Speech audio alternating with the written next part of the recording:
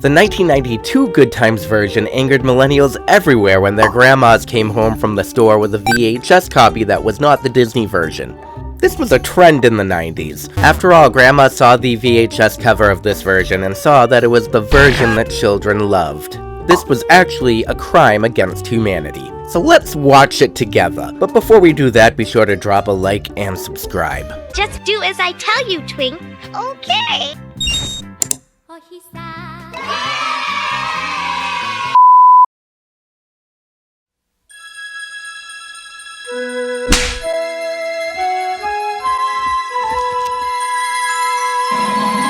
Okay, so we're starting off with a magic monorail of Disney knockoffs. Oh, there goes off-brand Mowgli.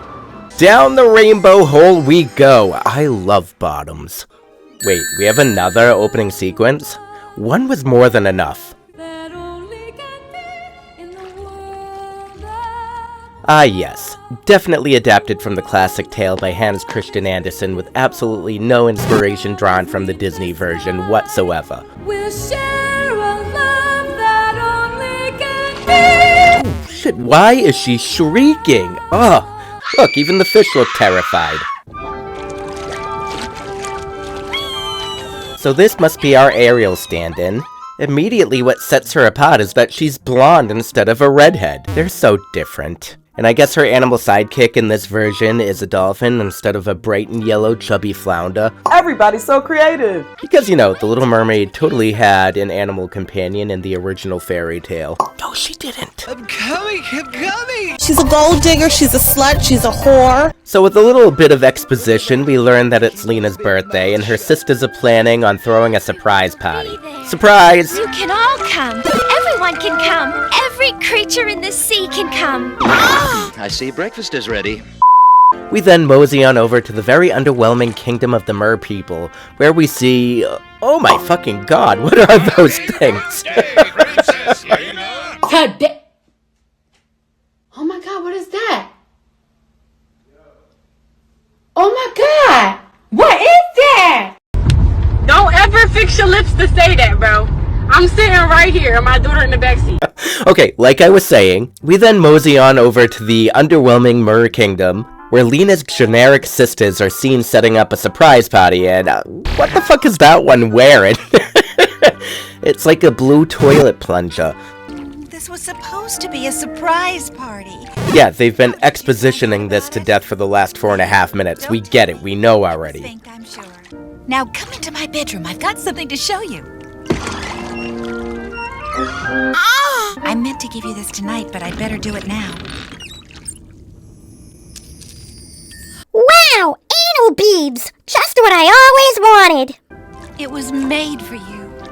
But it's your best wreath. That's not how you wear a pearl necklace, is it? And now it's your best. I guess it just can't fit all the way over her fucking bobblehead.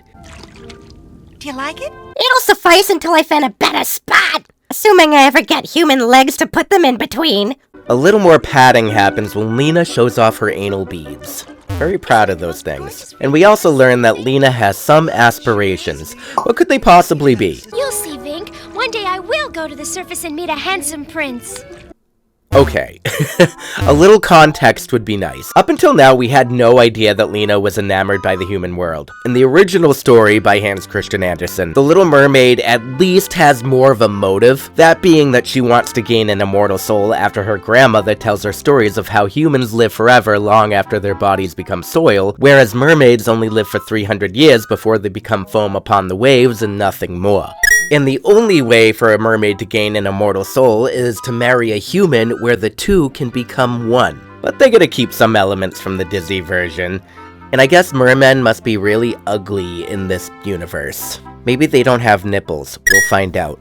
Why in the name of the 7 seas would you want to meet someone who has legs? I'll take a tail any day. Me too, buddy. Dom top energy. I fucking love it. They're both sluts.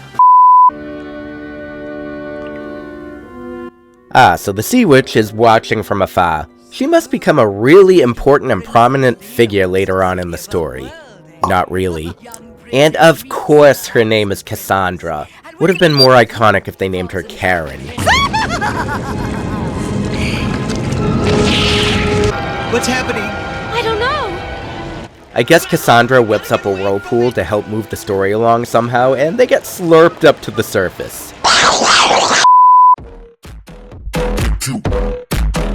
What are those puffy things? Vink, I want you to do me a favor. Sorry, Lena. I can't shrink your weird-ass head. But you're my official royal pet. Wait, what does that mean exactly? Is this like a paid position, or is it just a nicer way of saying that Vink is her slave? Either way, he seems pretty proud of the title. I enjoy being your official royal pet. Vink, if you don't want to be my official royal pet, I can always find a squid who'll take the job. Oh, dumb bitch. Prince, on board this ship. Holy shit, it's Prince Eric! Like a less hot Walmart version of Eric. I guess this prince must be Eric's uglier cousin, Prince Stefan. Girl, that's a booty hole. Cosgrove, did you see that? Back, you villains! I guess Lena has some competition. I know what to do!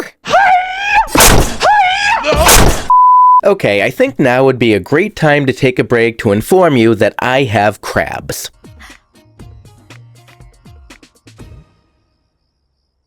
And by crabs, I'm talking about fossils. This beautiful fossilized crab was found in none other than the country of Turkey, and it is about 400,000 to 1 million years old. Now, why am I showing you this aquatic fossil? Well, for those of you who don't know, I actually study fossils. It's what I do when I'm not making content about cartoons. So if you're a fan of the study of paleontology and cartoons, feel free to become a patron on my Patreon. That's where I post a lot of my paleontology content, such as my fossil hunts and sometimes my other animation hot takes, as well as these videos a day early. Or if you want to help support my content another way, you can feel free to try my balls. These Pokeballs are refurbished from the Pokemon trading card game, but instead of Pokemon cards, you can find a fossil inside. Like this one. Comes with a real Helix fossil, aka an Ammonite fossil. I'll be sure to leave those links down below.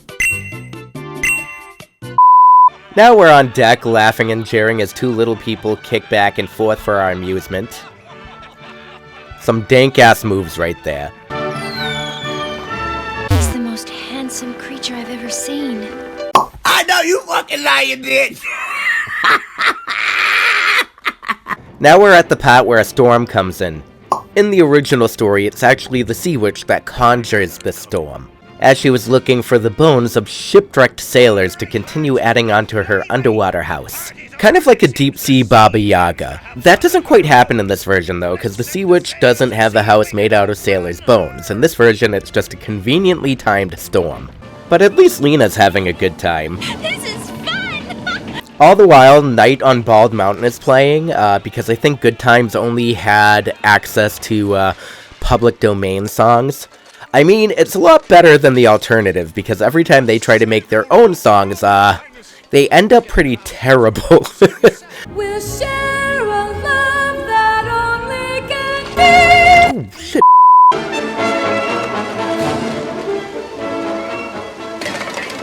Your Majesty, wait! Your crown! Cosgrove, do you really think my crown means more to me than you do? Everything is more important than Cosgrove.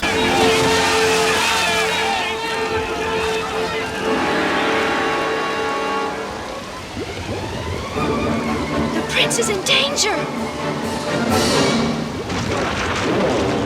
Prince! Where are you? Help me! Can't hold on any longer. Save yourself, Your Majesty. Oh shit, he let go. Where do you think you're going? Please, Your Highness, just let me go. We're in this together.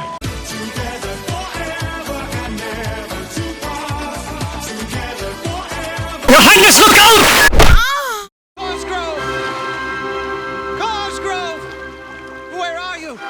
Help! Whoa, I'm drowning.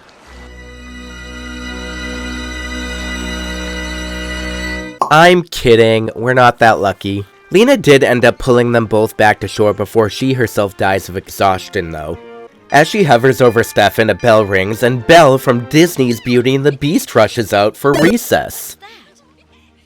This is kind of similar to the original story, where in the original story, the Little Mermaid does leave the prince on shore by a convent where a group of girls and a princess find him later, but I didn't think that princess was specifically an angrily drawn Princess Belle. So the prince is saved and now we're underwater again. I wonder what the Sea King must think of all this. Please don't be so angry. I'll be angry if I feel like it. Oh, he shoots lightning bolts. Underwater. General, Jesus, what the fuck is that thing? Ugh. my porpoise patrol has been searching the surface all night, Your Majesty, and we've seen no sign of Princess Lena. Never mind, there she is. Sorry I'm late. What? Something doesn't seem quite right with Daddy here. I can fix him. Sucking on my titties like you wanted me, calling me all the time like blondie. Check out my Chrissy behind, it's fine all of the time, like sex on the beaches. What else is in the teachers of peaches? Huh, what?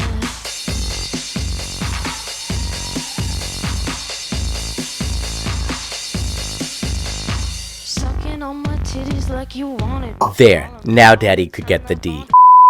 In a grand display of parenting, the Sea King banishes everyone, opting to scream at his daughter before exiling her to the reef cottage. Because of course, the ultimate lesson in responsibility for missing curfew is to go live solo. Clearly what any other reasonable parent would do.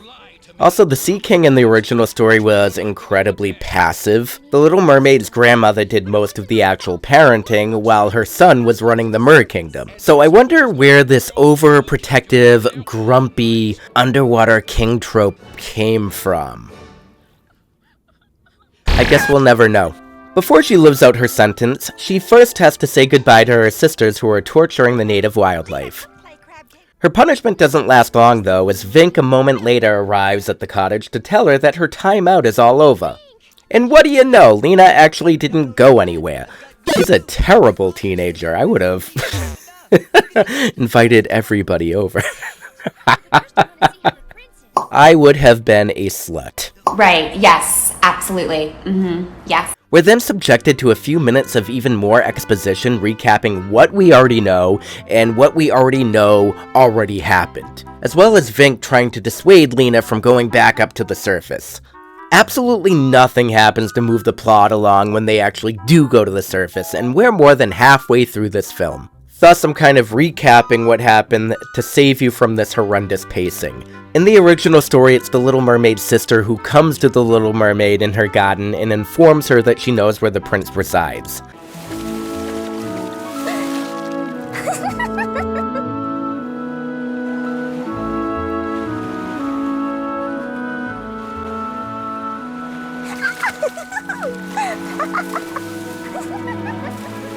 Are you sure we shouldn't go with her? She's grown up now. She has to make her own decisions and learn from her own mistakes. Oh my fucking god, she fucking dead. But we have to pad the runtime out to at least 45 minutes, so we don't have the luxury. That would be fine if anything remotely interesting happened, but it doesn't. She does eventually learn that her sister has some information, though. And will someone please get this fucking girl a fucking sandwich? Oh, if you know something about my prince, you've got to tell me. And why is that? Because I love him, Triss. If I don't see him again, I'll die of sadness. Bitch, don't nobody want that weak ass shit. We then cut to Lena visiting the prince's castle for a minute or two, and absolutely nothing happens again. We then again visit Lena's sister Triss. Finally moving the story along, Lena learns about the Sea Witch. I don't know why they couldn't have just done that the first time she got the information from Triss in the first place. Runtime again. Probably the runtime. They needed 45 minutes. But there's so much plot in the original story, like all this unnecessary padding is unnecessary. But But at least we finally have a reason to visit the Sea Witch, 30 whole minutes into the fucking movie. On the way to Cassandra, Lena and Vink swim right into the storm of whirlpools that they could have totally easily gone around. I guess this octopus is dead. Once they get through the whirlpools, they're then attacked by sea polyps. Somehow I get the feeling we're not alone. Let me go! Let me go! So the polyps in the Disney version play a very significant and different role than this version and even the original fairy tale. In the Disney version, they were merpeople that were transformed by Ursula when they couldn't pay their end of the bargain. But sea polyps are real animals, by the way. In Hans Christian Andersen's original fairy tale, polyps are depicted in a dark and somewhat menacing manner, definitely contrasting with the real-life marine organisms. In the original story, the sea polyps reside in the waters near the Sea Witch's lair, a lot like this version, and they're described as having long, flexible arms, or tentacles, depending on what language you're reading the story in, capable of grabbing and holding onto anything that they catch. Andersen portrays them as guardians of the Sea Witch's domain, unlike real-life sea polyps, which don't guard shit. As the Little Mermaid evades them in the original story, she also notices the remains of other mermaids that were not so lucky. But in this version, Lena seems to really like the fact that they're getting a little grabby. Bruh. Let go of them! Oh, Jesus Christ. I was not expecting Cassandra to be that loud. I've got business with this princess, and I don't want her eaten. I guess not until she gets legs anyway. Welcome to my home.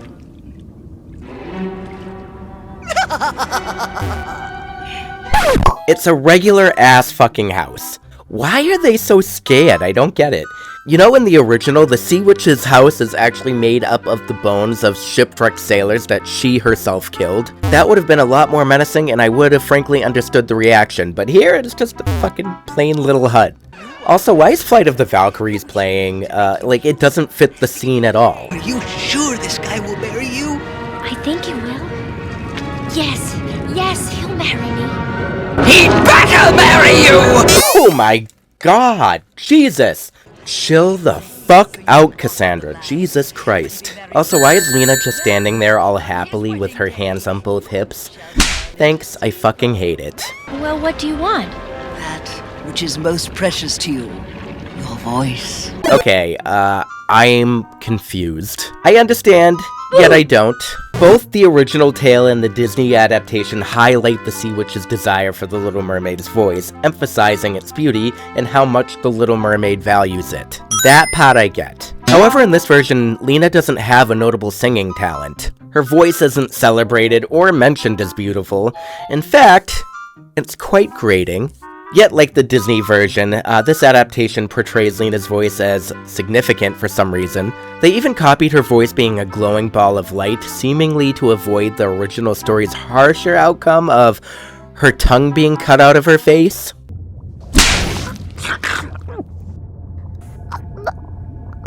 How do you drink anything underwater, though? Like, what are the laws of physics in this universe? And after she drinks the potion and spins around a little, we actually don't ever hear her speak again, so that's kind of a plus. On your way to the above world! What is the point of destroying your ceiling? Cassandra, you are so fucking extra.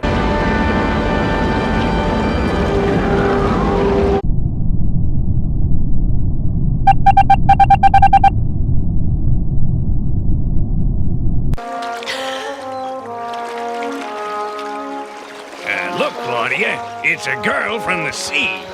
Oh my gosh! She's not wearing clothes, Cecil. A sure sign that she's a mermaid turned human. Naturally, of course. This must happen a lot. So we'll get you some help.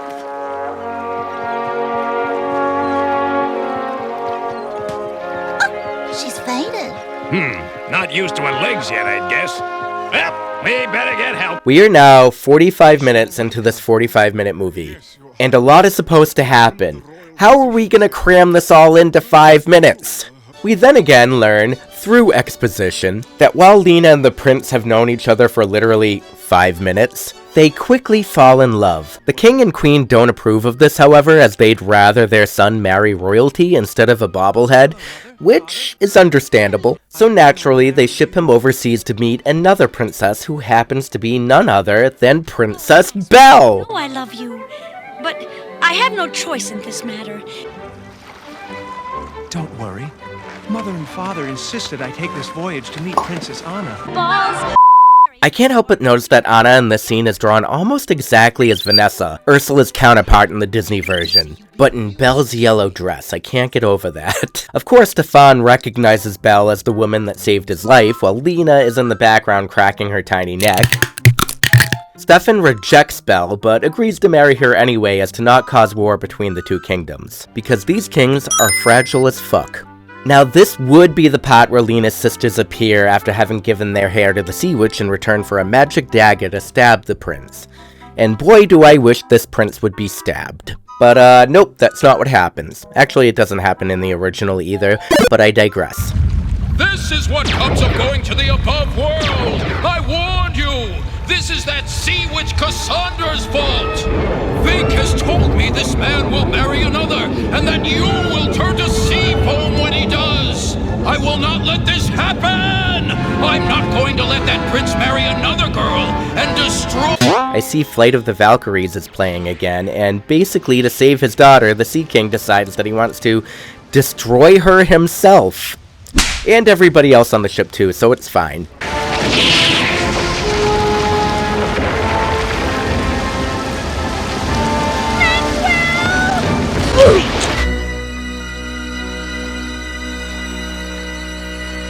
Okay, I'm kidding. Everyone's fine. Belle is rescued by the man that she admires, and subsequently persuades her father to consent to their marriage. Stefan, as the prince Belle saved, assures the king that his father would not initiate war against the kingdom whose princess saved his own life. Lena and Stefan get married and live happily ever after, until the war broke out. Okay, so obviously this movie is a fucking mess, and it's really clear that it didn't know what it wanted to be. On one hand, it sometimes tried really hard to be a closer adaptation of Hans Christian Andersen's story, but it borrows so many other elements from the Disney version that it really just can't be its own thing. The writing is all over the place too, and incredibly inconsistent. Rather than tell a coherent story, they pad everything out, and it ends up feeling so much longer than the 45 minutes runtime. And then when plot actually does happen, they have to rush everything because they spent so much time padding out the first 30 minutes. All in all, is it a good movie? No. But is it a good adaptation? Also no. This Little Mermaid would have been a lot better off dying, like she does in the original story.